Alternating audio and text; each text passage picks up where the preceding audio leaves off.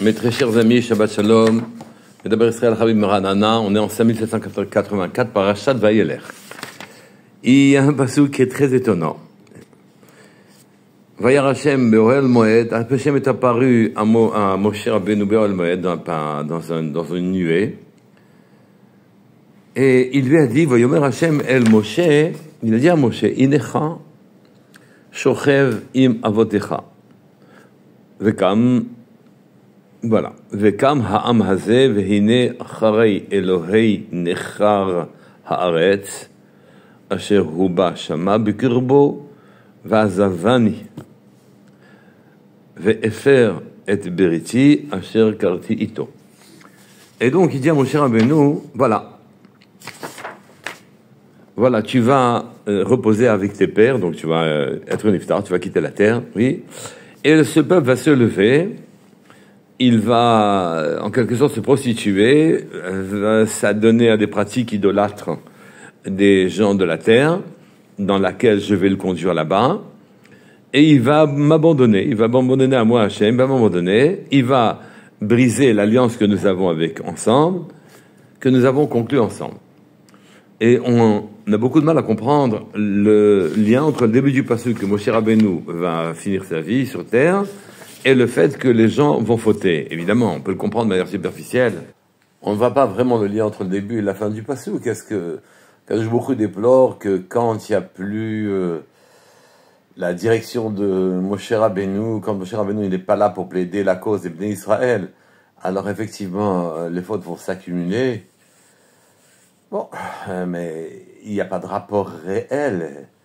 C'est que beaucoup est en train de regretter la mort de Moshe Rabbeinu dans le désert. Il y a là-dessus d'ailleurs une histoire qui est rapportée par la Gemara. Sanhedrin Tzadik Hamoudbet. Les Romains, alors qu'ils amenaient au bûcher Rabbi Yehoshua ben Hanina, ont demandé à Rabbi Yehoshua ben Hanina, ils lui ont demandé, mais d'où c'est écrit dans la Torah deux choses. Un, qu'Akadosh Baruch Hu connaît le futur, et deux, deuxièmement, qu'il y a Triat HaMetim dans la Torah. Et Rabbi Yehoshua ben Hanina leur a dit, de ce pasouk justement, car il y a deux manières de lire le pasouk. On peut le lire de la manière suivante. Vayomer Hashem el Moshe, incha shochev im avotecha vekam. Voilà, Moshe, tu vas désormais rentrer, être niftar et rencontrer tes pères à toi, vekam, et tu vas te relever. Tu mets une virgule après vekam. Oui. Ou bien tu peux mettre vekam, le mot vekam, avec et tu vas te relever. C'est pas de Moshe dont on parle, mais du peuple. Ou bien vekam ha'amazeh vezama acharei Elohei necher haaretz. Il s'est levé ce peuple et il a fauté, il a fait de l'idolâtrie. Le mot vekam se lèvera, d'accord? Vekam. Ça peut se rapporter à Moshe Rabbeinu, donc il va descendre dans son kever. Vekam, il va se réveiller, il va se relever. Ou bien non, Moshe va finir ses jours sur terre et ce peuple va se lever pour fauter. Comme ça, il leur a expliqué. Comme ça, ils ont su. Puisque c'est marqué Vekam, Moshe va se relever après être rentré après avoir fini ses jours sur terre.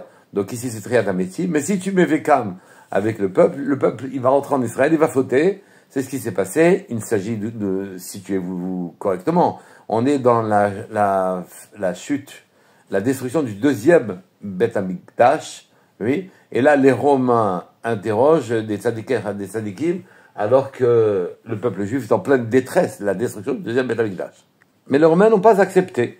Ils ont accepté plus exactement ce qu'ils voulaient. C'est-à-dire, dit, mais d'où tu sais qu'il n'y a pas qu'une seule lecture, et qu'on met la virgule, que Moshe Rabbeinu, finalement, est parti de ce monde-ci, et à ce moment-là, s'est levé le peuple, et il va fauter, donc Hachem connaîtrait le futur, il n'y a pas de problème, et d'ailleurs c'est ce qui s'est passé du temps des Romains, le peuple a fauté, donc il a été condamné.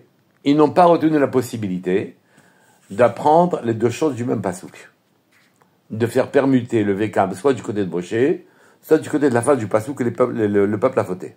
Dans son livre, Rabbi Avraham Chaim Shor donne une explication, oui. Et il dit en vérité, c'est très simple, c'est obligatoire ce qu'a dit en vérité Rabbi Yeshua ben Hanania, et les Romains n'ont pas voulu l'accepter. Lui, il a insisté en disant non, c'est comme ça. Mais on ne comprend pas pour quelle raison leur a-t-il pas explicité la chose. Car en vérité, il était facile pour lui de dire on n'a pas besoin de ce mot Vekam. Il suffisait que le passage dise Moshe Rabbeinu a fini ses jours sur terre, il va rencontrer ses pères, et le peuple va voter en terre d'Israël. Là, on aurait connu effectivement l'avenir auquel assister. On aurait connu l'avenir du temps de Moshe Rabbeinu, auquel assister, l'avenir auquel assister, qui est le présent des Romains. Et donc ça y est, le Vekam ne sert à rien. Vous voyez, en mettant Vekam, on voit qu'ici, Akadosh Baruch Hu a mis dans le Passouk un mot de plus qui sert de pivot aux deux côtés. Côté Moshe Rabbeinu, c'est Triat HaMetim. Côté d'Israël qui rentre en Israël et qui vote, il connaît l'avenir.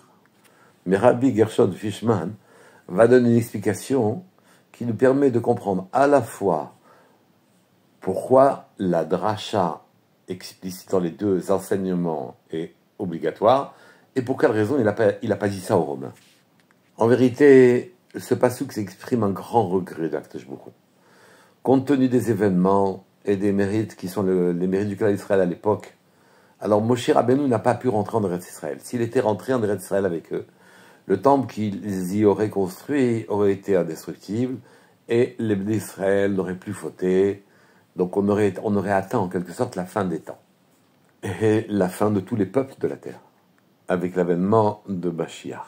Mais Akadosh Baruch Hu a voulu que Moshe Rabbeinu soit enterré dans le désert du Sinaï, parce que, comme disait Rabbi Chaim Yaakov Rothenberg, Akadosh Baruch Hu a cherché tous les prétextes, oui, pour empêcher Moshe Rabbeinu de rentrer, de façon à ce que toute la génération du désert, celle qui est sortie d'Égypte, qui a connu des miracles invraisemblables, qui a senti la présence divine, qui est montée au Sinaï, cette génération ne soit pas perdue.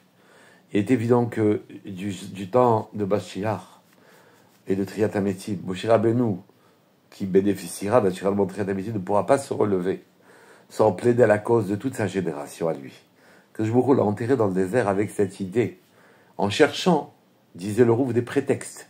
Oui. Il l'a enterré avec cette idée-là, qu'il plaiderait pour la génération qui est enterrée dans le désert, qui elle aussi aurait Triat HaMetim malgré les fautes qu'elle a commises. Évidemment qu'annoncer ce que sera la fin des temps aux Romains, alors que à l'heure actuelle leur sourit, c'était pas diplomatique. Et en même temps, si on retient cette raison, que Akadosh Baruch Hu regrette de devoir laisser enterrer Moshe Rabbeinu dans le désert et de ne pas faire rentrer en Eretz Israël pour sauver et faire tchouva à tout son peuple, c'est qu'il ne veut pas abandonner toute la génération du désert. Et de là, on voit effectivement Triat HaMetim dessus. Et ce mot Vekam nous enseigne que Akadosh Baruch Hu connaît tout le cours de l'histoire et a choisi d'enterrer Moshe Rabbeinu dans le désert. Et pour nous enseigner qu'il y aura Triat HaMetim même pour la génération du désert, et nous enseigner que l'avenir est clair aux yeux du Créateur du monde. On voit ici aussi au passage qu'Akadosh Baruch Hu n'abandonne aucun juif, quelle que soit leur faute. Il ne souhaite qu'une seule chose, c'est de pouvoir les faire revivre et qu'ils acceptent sa royauté. J'entends par accepter sa royauté, qu'ils le perçoivent vraiment comme leur roi, qu'ils le ressentent ainsi. Et ceci, naturellement, notre aptitude à percevoir Akadosh Baruch Hu dans notre vie de tous les jours, c'est là-dessus que porte le jugement de Rosh Hashanah. Et donc nous devons nous travailler de manière à ce que notre âme soit plus présente que notre corps dans notre conscience. Shabbat Shalom et Vorach Kol Tov.